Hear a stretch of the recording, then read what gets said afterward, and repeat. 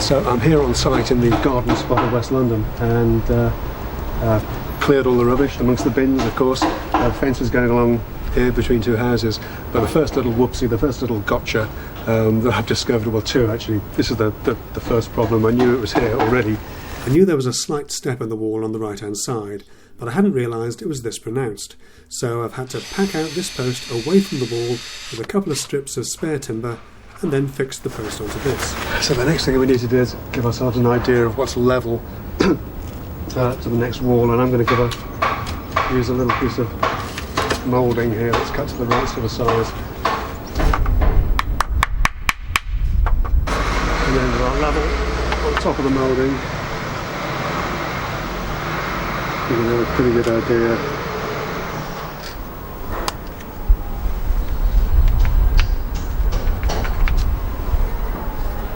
Where the top of the post needs to be on this side. With the height marked, I can offer up the post to see how much needs to be trimmed.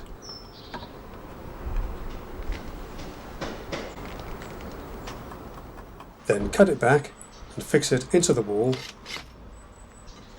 First, drilling through the post to mark the wall.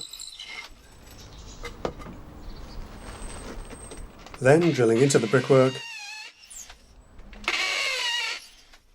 before plugging and screwing it all together.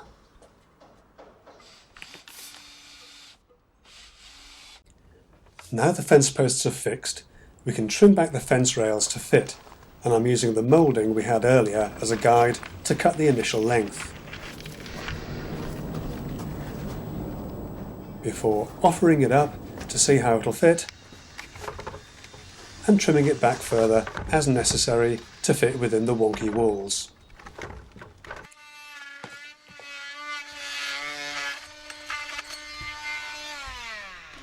Oh, that sun shows bright. So this is the second little gotcha. I couldn't really allow for this during the build, but obviously I want the points of the fence to finish around about the same as the existing. So it's got to come down by about the height of a point, and it needs to come off the base here. And I've just marked up the length that I need to do, so I've got to wrestle this out again and trim those pickets, those staves back. So with the fence out again, it's a simple enough job to trim back the staves we need and give them a quick coat of paint for protection. While that dries, I'm also taking the opportunity to clean up the ends of the rails with the track saw.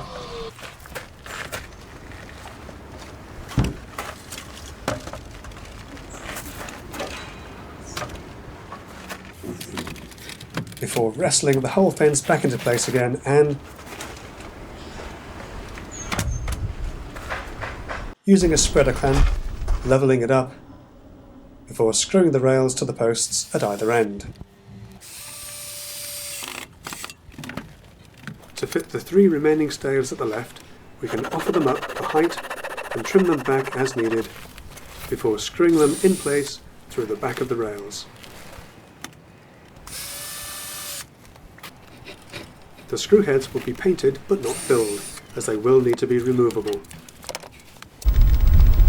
So there we are, 3 hours in. Excuse me. That was supposed to be the easy part as well. Got to do the gate yet. But there we are. It's all looking quite nice. Customer seems to be very happy with it. And as long as we get a couple of minutes just to tidy up this paint, I think we'll be ready to move on to phase 2.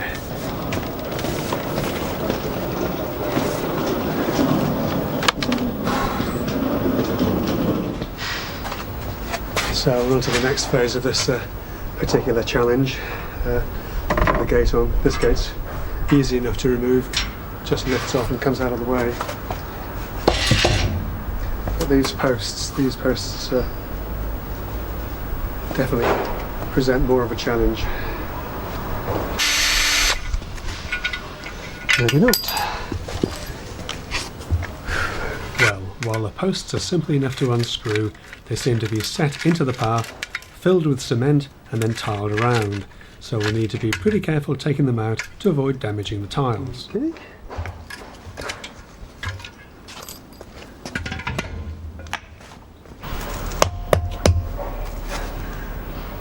So with something like this, you don't really know when you get down here what's involved. I'm assuming that this is set into the tile, but I'm not really sure, so I'm just going to cut very carefully with a grinder around the edge and see what we can expose. A grinder with a metal disc, obviously. So with our personal protective gear in place, we can set about nibbling away carefully at the metal post, pausing now and then to give it a thump with a club hammer until we get everything clear.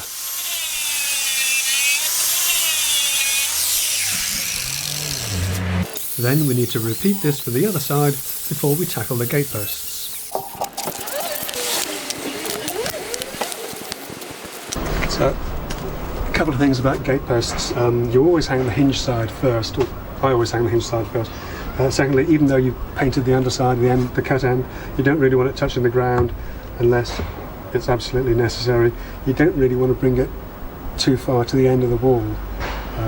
I do have to at this instance when I'm going to be drilling towards this end of it, because as the gate closes they'll cover the screw holes. Other than that, we just got to make it upright, bang on, and then check for level this way. Obviously we can pack it out at the top of the bottom. 89.8, let's take it out slightly at the base. Not by much.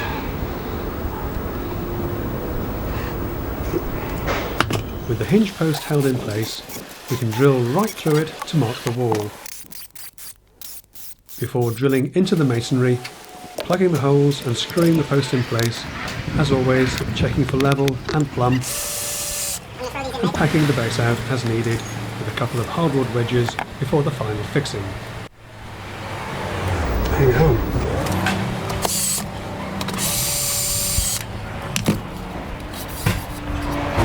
One of the things you can't rely on when you're fitting gate posts is the floor being level, or even the posts being the same height. You kind of hope the walls are, but what I'm going to do is just clamp a little rail along just by the top bevel of this post. Oops, a bit too snug.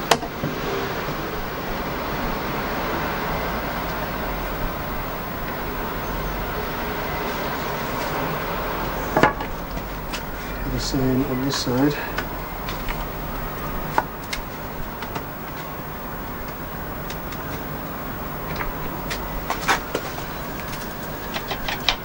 And then we've got level. I can move this up.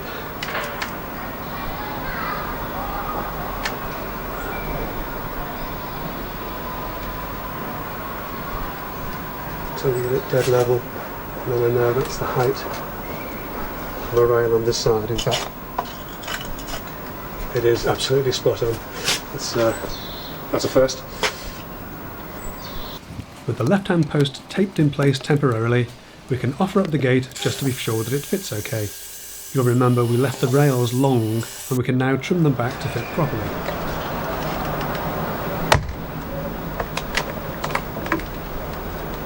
Okay, finally.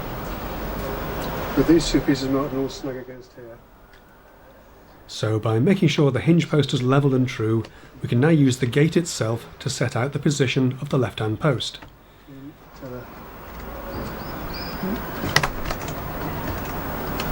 Top rail like this.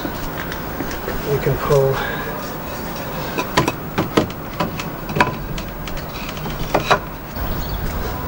the bottom rail in.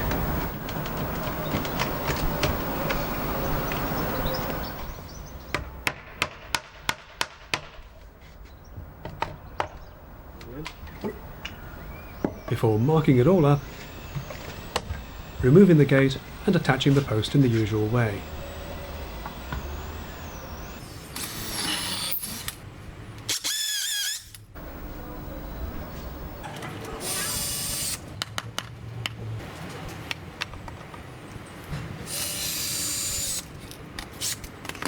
After that, it's a simple matter to hold the gate in place with wedges and clamps while the gate hardware is fitted. Hinges first, and then the gate auto latch.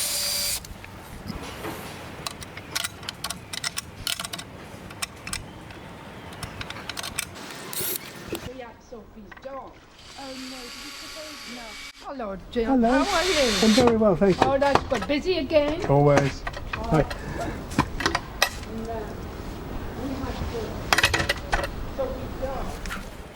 And as always, the last job is to touch up the paintwork just to finish things off properly and to tidy ourselves away while it touch dries.